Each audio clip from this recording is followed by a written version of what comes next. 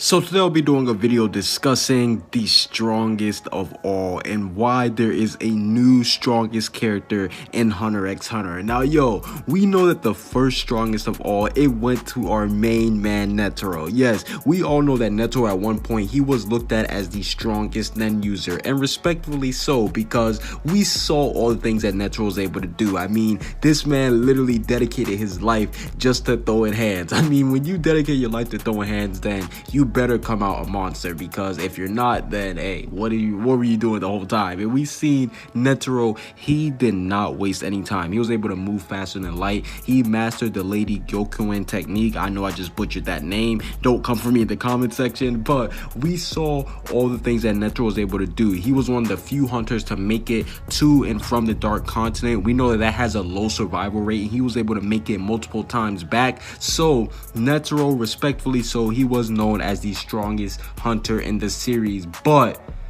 then the strongest of all title was shifted over to Meruem after he defeated Netero, because he was able to take out Netero in a fair one-on-one fight, and he didn't even go all out. Yes, that's the thing. Meruem didn't even go all out, even though he was killed by Netero in the end. We saw that in terms of just raw physical power and Nen strength of them just fighting, Netero stood no chance. And we even seen that Meruem got reborn and had even more power, so you know that Netero would even hold a candle to that, to post-nuke Meruem. So we definitely do know that post-nuke Meruem, or just Meruem alone, he definitely was the strongest of all, and he definitely did not disappoint either. He was one-shotting everybody. Like, there was a lot of times where Meruem showed how strong he really was.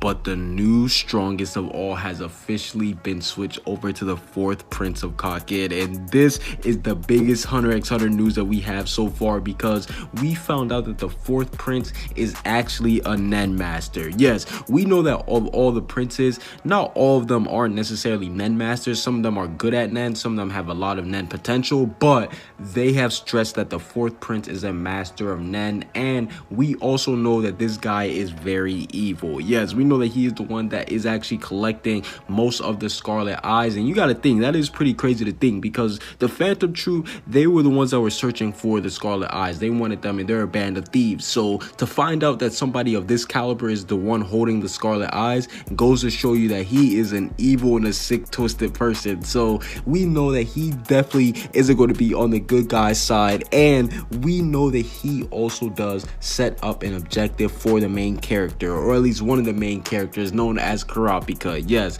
we know that at one point Kurapika, he is going to have to fight against the fourth prince, and I'm gonna be honest, I'm not even gonna try to pronounce his name. It's like Tsunderic, I don't even know. Listen, I'm not even gonna try to do it. I don't know why I just did, but you guys know who he is, the fourth prince. We know that he will be most likely Kurapika's hardest opponent that he's ever fought yet. So not only is he a Nen master, he's evil, but he also does set up as one of the main objectives for the main character, one of our main characters in Kurapika, and now he is currently the strongest of all. So I definitely do think that this is going to be a great benchmark for Kurapika to surpass. And we also got introduced to a new strongest of all. Comment what you guys think down below, subscribe if you haven't. Peace out.